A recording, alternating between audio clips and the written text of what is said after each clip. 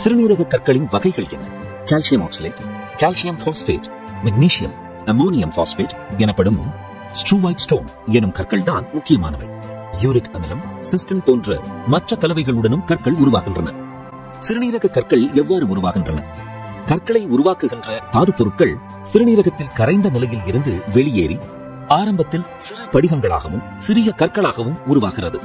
இப்படிகங்கள் சிறுநீரிலேயே வெளியேறலாம் அல்லது இப்படிகங்கள் மேலும் வளர்ந்து மற்ற படிகங்களுடன் இணைந்து ஒரு பெரிய படிகத்தை உருவாக்கக்கூடும்.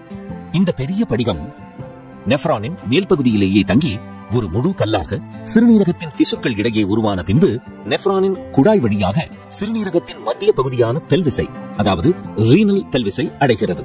அங்கிருந்து கல்லின் அளவை பொறுத்து தானாக வெளியேறி யூரிட்டர் எனப்படும் சிறுநீர் குழாய் வழியாக வந்து பாதையை அடைத்து விடலாம் அல்லது பெல்விஸில் தங்கியிருந்து பெரிய கல்லாகவும் மாறிவிடலாம்.